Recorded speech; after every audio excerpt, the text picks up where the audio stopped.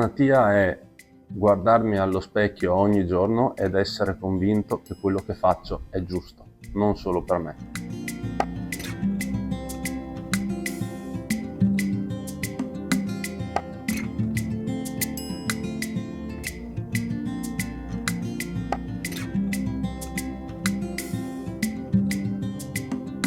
La TIA mi dà una forza che non pensavo di avere e credo che si percepisca nel momento in cui uno entra dal cancello.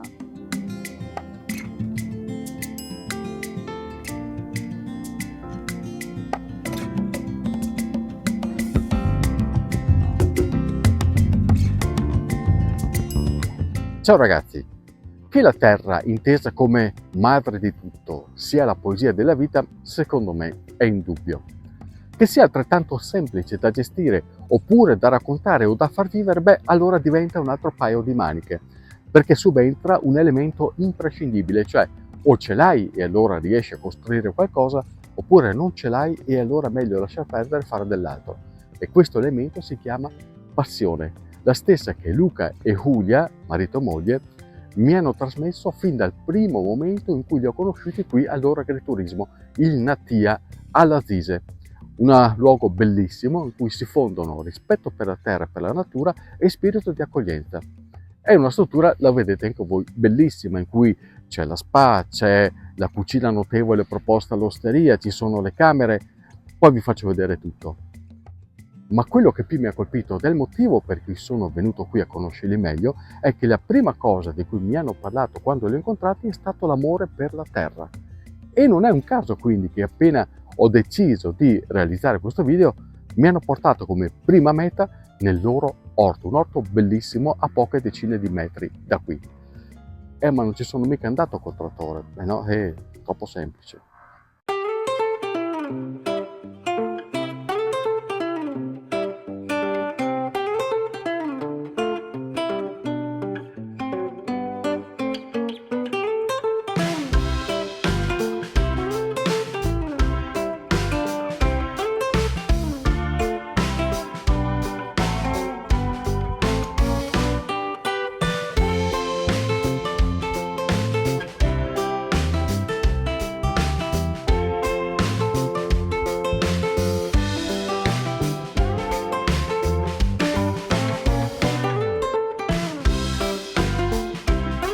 In tutte le stagioni la natura ha qualcosa da offrire, perché dovrebbe essere esente l'inverno da questa cosa.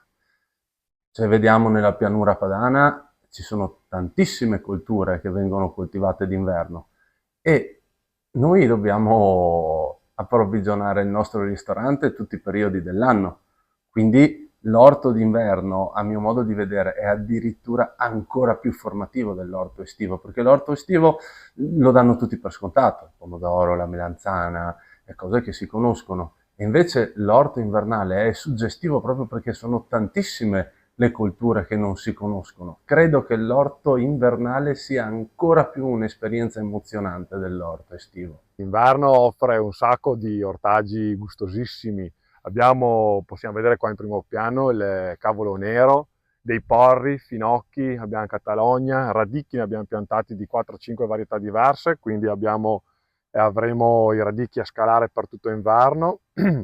Abbiamo broccoli, cavolfiori, cime di rapa e andando in giù nel nostro esteso orto, insomma, si possono trovare ancora altre varietà gustose. Un orto che cosa racconta? Perché non credo sia solo un pezzo di terra dove nascono le verdure, o sbaglio? Certo, hai ragione.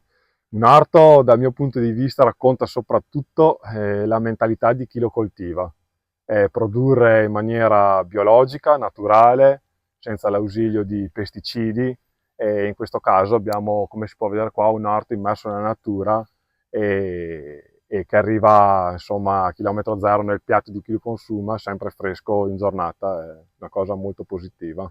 Ma quanto impegno richiede una produzione di questo tipo? Sicuramente richiede più impegno una coltivazione totalmente naturale come in questo caso rispetto a altri orti estesi dove insomma l'ausilio delle macchine dà un grosso aiuto, ecco.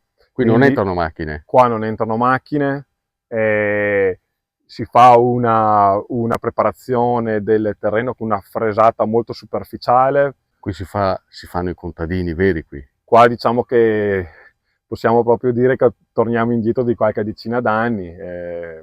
Quando i nostri nonni veramente facevano gli orti era proprio così, insomma, ecco. Chi viene qui, l'esperienza dell'orto la può vivere esattamente come ho fatto io. Si tratta di una delle esperienze per l'appunto che Luca e Giulia propongono nei loro pacchetti, perché è un modo per far capire anche in maniera simpatica che cosa vuol dire realmente mettere le mani nella terra, che per definizione, come dicevano i nostri vecchi, è sempre bassa. La terra è bassa, con tutto quello che questo significa in termini di impegno e di fatica soprattutto. Come avete visto, nell'orto ci si arriva con l'Ape Calessino, ma è solo una parte del tragitto che poi continua per andare nella tenuta di Villa Bottona, che è anche la loro residenza. E lì c'è la possibilità di immergersi davvero nello spirito di questo luogo, attaccato al lago di Garda, quindi in una zona a fortissima vocazione turistica, ma allo stesso tempo completamente staccato dal resto del mondo. Villa Bottona ha una storia che ancestrale, tanto che si perde nella nebbia del tempo. Noi sappiamo solamente che fu ristrutturata nel 1872 dal conte Brognoligo. E quello che c'è davvero di magico in Villa Bottona è che dentro le mura della corte la realtà è rimasta uguale, identica. Nel senso, sono poche le cose che ti richiamano i tempi moderni. È proprio per quello che io, quando facciamo le esperienze in Ape Calesse, visto che ormai siamo tutti troppo radicati nella realtà odierna, faccio un gioco con i visitatori. Gli faccio chiudere gli occhi e pensare intensamente di essere a 80 anni fa. Così nel momento in cui gli faccio riaprire gli occhi, loro si trovano uno scenario che non si aspettavano. Ma torniamo all'agriturismo, che rappresenta, se vogliamo, la concretizzazione di quella voglia di Luca e Giulia di raccontare la loro terra attraverso i prodotti, ovvero la frutta e gli ortaggi, ma anche il vino e l'olio di cui essi stessi sono produttori.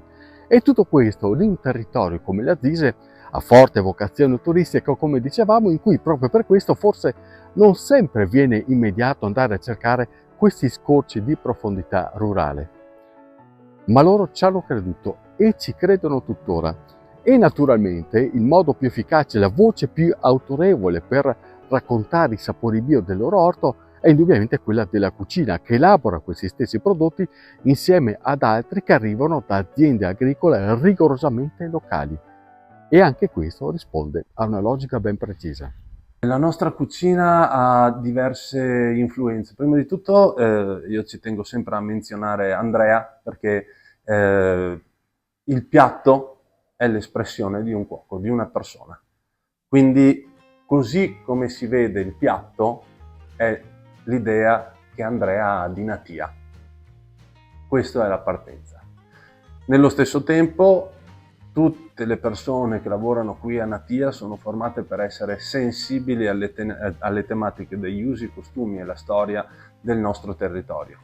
Quindi i prodotti che utilizziamo, come vengono lavorati, la base da cui parte una ricetta, sono sempre cose ancestrali e tradizionali, sono sempre cose che affondano le radici nel passato della nostra terra.